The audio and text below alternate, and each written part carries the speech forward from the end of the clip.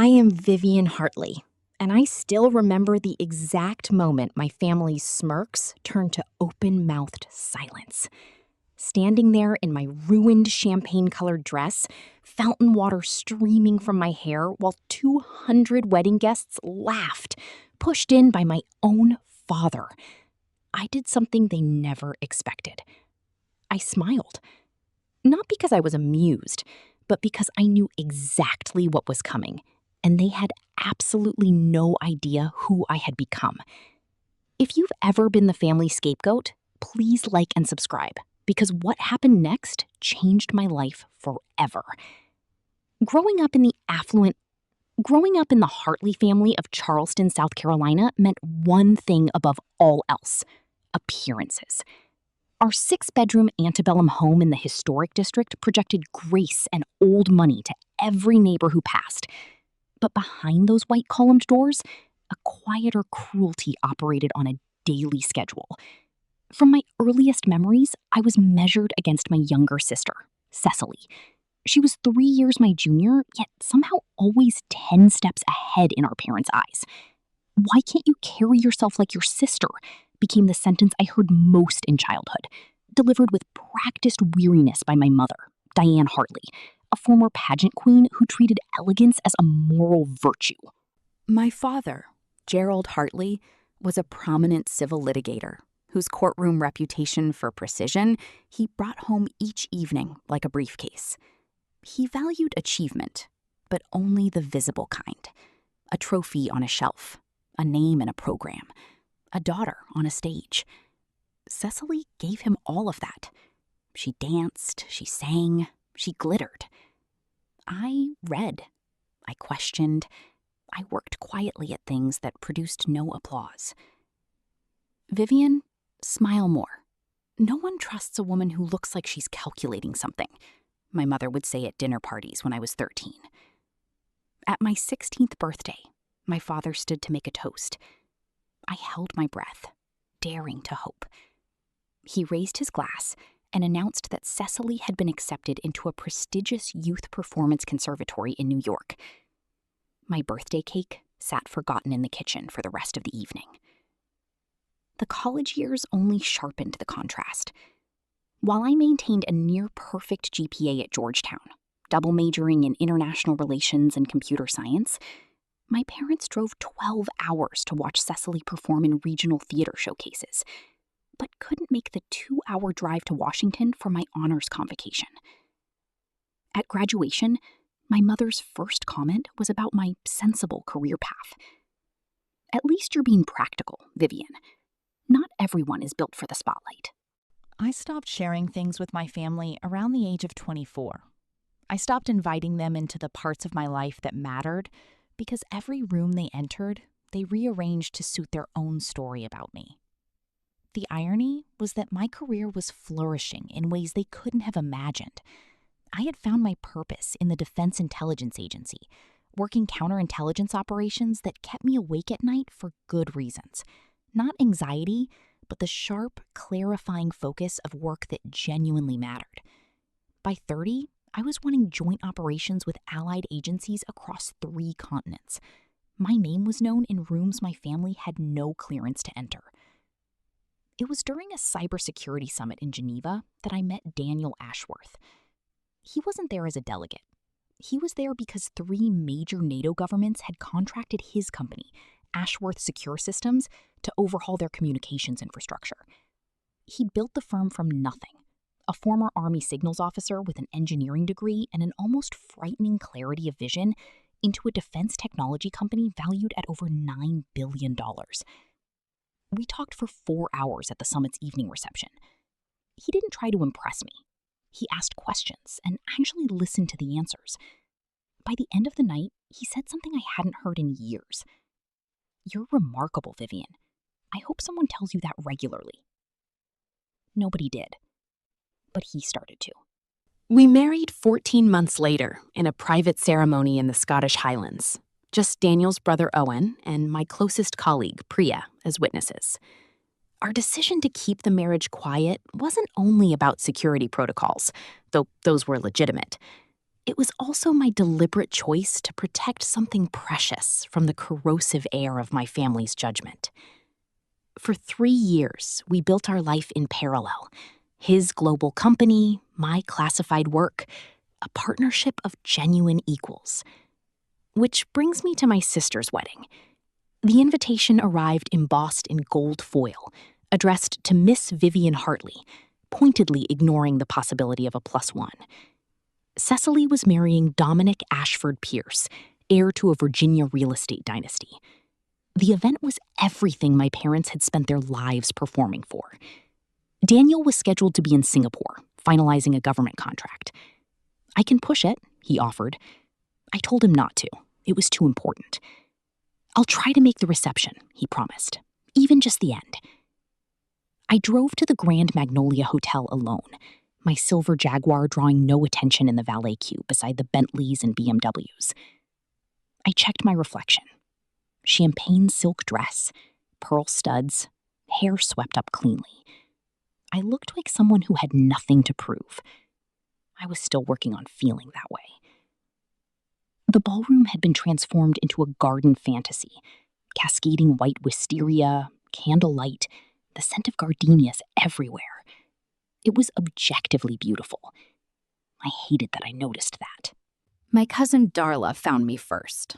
Her smile was the professional kind, assembled quickly from separate parts. "Vivian! We weren't sure you'd come. And alone. How brave!" Her eyes swept the empty space beside me like a crime scene. "After what happened with that architect you were seeing, Mom said it was absolutely devastating when he moved away." Total fiction. I had never dated an architect. I had, in fact, been quietly married for 3 years, but the Hartley family had always preferred their version of my life to the actual one. "You must be mixing me up with someone else," I said pleasantly. The afternoon proceeded like a pageant of small wounds, each one perfectly aimed. My Aunt Rosemary remarked on my sensible hairstyle. My uncle asked loudly if I was still doing government paperwork and whether I'd considered private sector work for the salary bump. Cecily's maid of honor, my cousin Brienne, air-kissed both my cheeks and complimented my dress in a tone that suggested she'd found it in a lost and found box. "Cecily wasn't sure you'd make it," Brienne added. "You missed the engagement party, the bridal weekend, the rehearsal dinner." Each event had conflicted with active operations I couldn't discuss. I had sent generous gifts each time. "Work," I said. "Right," she said. "Your mysterious government thing." I was seated at table 17, far enough from the family table that I needed to actively look to find it. My table mates were elderly relatives who weren't entirely sure which family I belonged to, and a former college roommate of my mother's who spent dinner talking about her garden renovation. From my distant vantage point, I watched my family hold court at the center of everything, laughing, toasting, arranging themselves into the perfect portrait. The formal family photographs had been taken before I arrived, the schedule having been moved up without anyone telling me. During the maid of honor speech, Brienne talked at length about growing up alongside Cecily, the sister I always wished I'd had. Nobody glanced in my direction. Daniel had texted at 7, landing soon, 40 minutes out. I attempted once to join a cluster of cousins near the bar. They shifted almost imperceptibly, closing their circle, and I found myself standing just outside it. I retreated to the terrace doors, checking the time. My mother materialized at my elbow, champagne in hand, her blue designer gown catching the light. "You could at least look like you're enjoying yourself. You're making people uncomfortable with that expression." She said it the way a doctor delivers a diagnosis, clinical, impersonal. "I'm perfectly comfortable, Mom. You came alone. Again. It reflects poorly." She lowered her voice. "The Ashford Pierces are important people. Your sister has made a real match. The least you could have done was bring someone." I didn't mention that my husband's net worth exceeded the Ashford Pierce family fortune by a considerable margin. That particular reveal had its own timing. My father found his moment when the dancing began. He tapped his champagne glass, drawing the room's attention with the ease of a practiced trial attorney. "Today," he began, his voice carrying effortlessly, "is the proudest day of my life." He spoke about Cecily's achievements with the fluency of a man who had rehearsed this speech in his heart for years. Her performances, her charity work, her grace under pressure. She has never once disappointed us. The implications settled over the room like weather. I had begun quietly moving toward the terrace. I needed air, just 1 minute of it, when his voice found me. "Leaving early, Vivian?" I turned. He stood 10 feet away, microphone still in hand, the entire room oriented toward the sound. My mother and Cecily flanked him. Identical expressions. "Just getting some air." "Running away, more like." The microphone carried it perfectly. "Classic. You've missed half the events. You arrived alone. You drift around the edges of your own sister's wedding like a ghost." Heat climbed my neck. "Dad, this isn't the place." "This is exactly the place." He advanced, voice rising. "This is a celebration of family achievement, something you've never understood. You have spent 33 years making yourself invisible and then acting wounded when no one notices you." "Dad." My voice was quiet, controlled. "You are a disappointment who decided very early that it was easier to disappear than to compete." Then his hands connected with my shoulders, a hard, deliberate shove, and I stumbled backward, with nothing to grab, and the cold shock of the fountain hit me all at once. Water closed over me, my dress billowed, my hair collapsed from its pins. When I surfaced, pushing wet strands from my face, I heard the crowd's reaction move through its phases. Gasps, uncertain laughter, then the full-throated release of 200 people given permission to laugh at someone. My father stood at the fountain's edge, triumph written clearly across his face. My mother's hand covered her smile. Cecily didn't bother covering hers. The photographer's flash fired repeatedly. This would be in the album. Another chapter in the Vivian mythology. But something happened to me in that fountain. The cold water hit my system, and something else hit it simultaneously. A clarity so clean and complete, it felt almost physical. I was done. Done calibrating myself to their comfort. Done making myself smaller to make them feel larger. Done. I stood fully upright in the water, pushed my soaked hair back, looked directly at my father. "Remember this," I said. My voice didn't waver. It didn't need to. "Remember exactly what you chose to do today. Because I will." The triumph on his face developed a fracture. I climbed out of the fountain with every gram of dignity I had. The laughter had stopped. Something in my tone had stopped it. I walked through the silent crowd, water trailing across the carpet behind me, and I didn't look back. The hotel restroom mirror showed me what I expected. Mascara dragging down both cheeks, silk dress now a shade darker, hair flat against my skull. And yet I didn't feel crushed. I felt strangely, terribly free. A woman entered behind me and stopped short. Dominic's cousin, I thought. She stared for a moment. "Are you okay? What your father did was horrible." Her unexpected directness nearly undid my composure. "Thank you for saying that." "I'm Nora," she said. "Dominic's cousin from his mom's side. Basically the family outlier."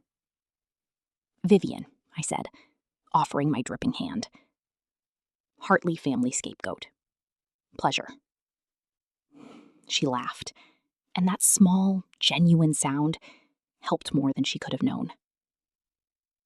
She walked with me to the valet stand, where I retrieved a spare outfit from my Jaguar's boot. A professional habit. Always have contingencies. And I emerged from the restroom 12 minutes later in a simple black dress, fresh makeup, and flat shoes. My phone showed a text from Daniel. In position. 2 minutes. The sound preceded him. The soft closure of car doors, the murmur of a security sweep. The ballroom doors opened with authority. 2 of Daniel's security team entered first, scanning the room with unhurried efficiency. The wedding guests noticed. Conversations paused. My father moved to intercept them. This is a private event. One of the security team looked through him, the way you look through a window. Then Daniel walked in. He was still in his travel clothes, dark suit, slightly windblown from the helicopter, but there was nothing travel-worn about the way he moved, eyes already scanning for me across the room. When they found me, the serious line of his face shifted into the private smile that was only ever mine. He crossed the room like someone who had never once doubted his right to be anywhere. The crowd parted without discussion. "Vivian," he said when he reached me.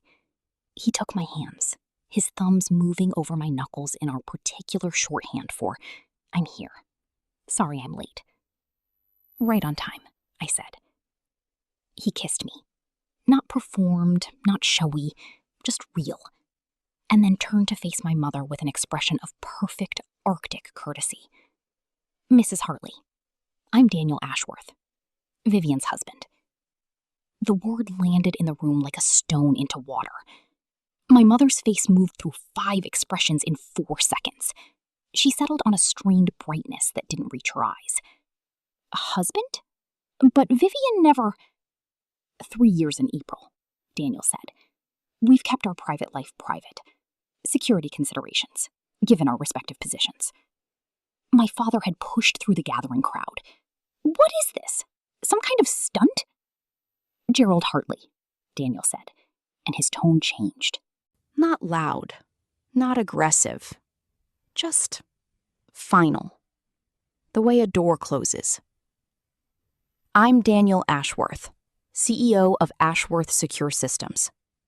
Your daughter and I have been married for 3 years." The name registered.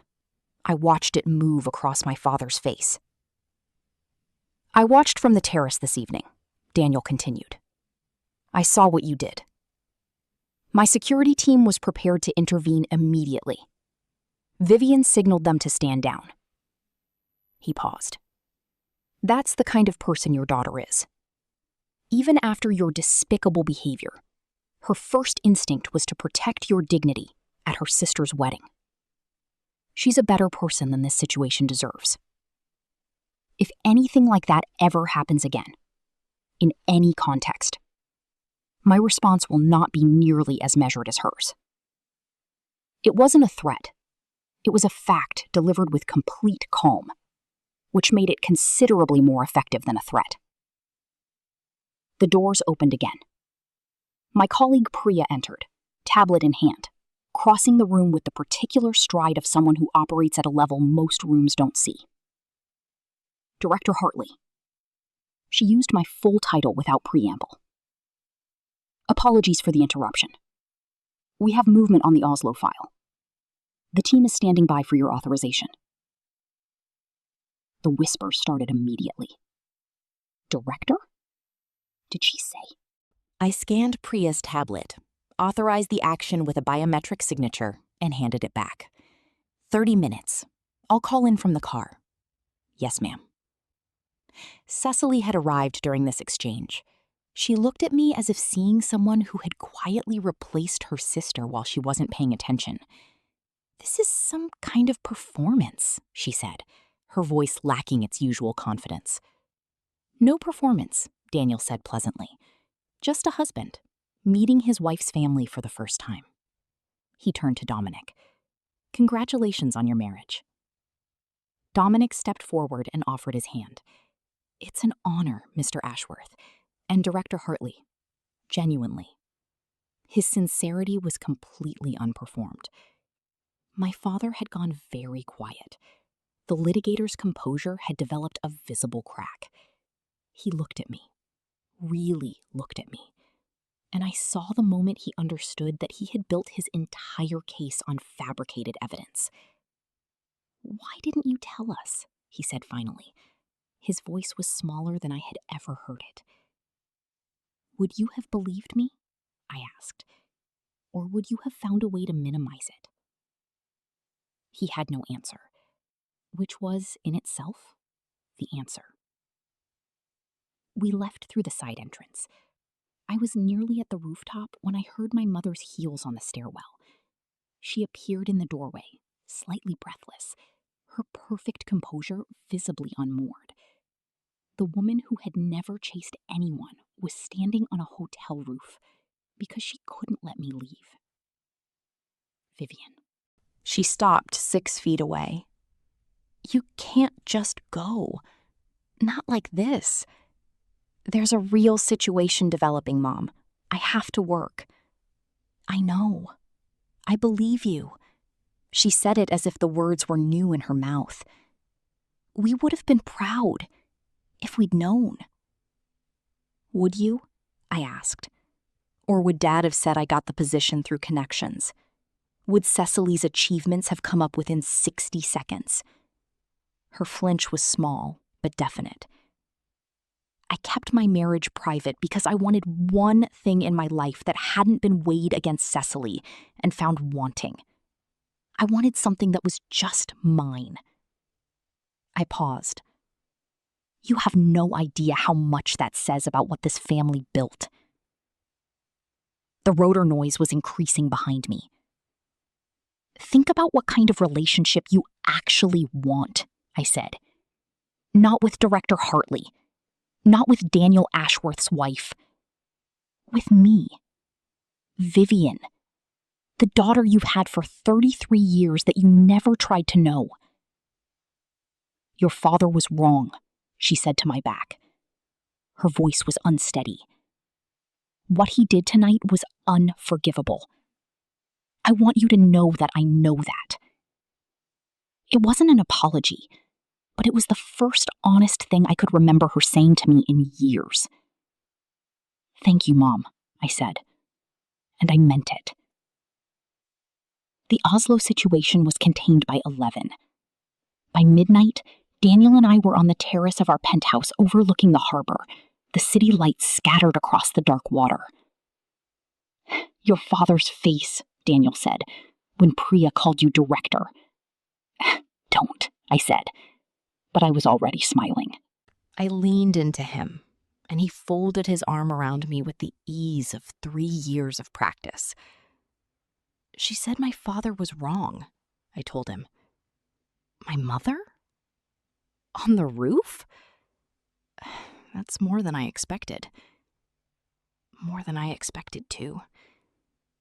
I watched a boat move slowly through the harbor.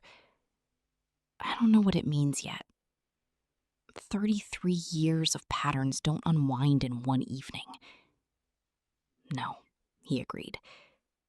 "But sometimes a single evening creates the conditions for something different." My phone lit up. Nora, Dominic's cousin. "Family is in full meltdown. Your dad keeps saying there's been a misunderstanding. Your mom has gone quiet, which is somehow scarier.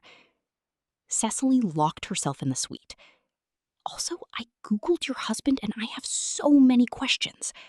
Also, I'm sorry they treated you like that for so long. Coffee next week? Your new favorite person." I showed it to Daniel. "Keep that one," he said. 6 weeks later, I agreed to Sunday dinner. Not because the calls had overwhelmed me, though there had been many, from relatives who had never previously remembered my birthday, but because I had come to understand the difference between reconciliation and surrender, and I thought I could tell which one this was. I set terms. My mother agreed to them immediately, which told me something. The dinner was uncomfortable and sincere in roughly equal measure. My father asked Daniel careful, substantive questions about defense technology. My mother produced a box of my childhood achievements she had apparently kept in storage. Trophies, academic medals, newspaper clippings, evidence that she had noticed more than she had ever acknowledged. After dinner, Cecily asked to speak to me alone in the back garden. She stood among the roses in her cashmere coat, not quite meeting my eyes. I liked being the favorite, she said finally. I knew what was happening to you, and I liked that it wasn't happening to me. I never questioned it because questioning it would have cost me something. It was the most honest thing my sister had ever said to me. Dominic thinks we should do family therapy, she continued. He says some of what he saw that night reminded him of his own family, and he doesn't want to build something new on those foundations. She finally looked at me directly. I think he's right. I looked at my sister, really looked at her, and saw that the golden child role had its own particular damages, its own impossible weight. I'm not ready to say yes to that yet, I told her honestly, but I'm not saying no. She nodded. It was enough. 1 year after the night my father pushed me into a fountain, Daniel and I hosted a gathering at our home. Not a performance, just dinner, with the people who had actually shown up across the years. Priya and her husband, Owen and his family, Nora and her partner, colleagues who knew who I was in all the ways that mattered. And some Hartleys, too. Imperfect, still learning, but present in the way that counts. I stood in the kitchen doorway watching my father listen with genuine attention as Priya described an operation she could partly disclose. Watching my mother show Nora something on her phone, both of them laughing. Watching Cecily and Daniel argue companionably about something neither of them actually knew much about. Not fixed, not resolved into something clean and simple, but real, in a way it had never been. Daniel appeared behind me, hands on my shoulders. How are you doing? I thought about the fountain, about the cold shock and the laughter and my father's triumphant face, about standing up in the water and finding, somewhere beneath the humiliation, something that had been there all along. A self that didn't require their validation to hold its shape. I'm good, I said. Actually good.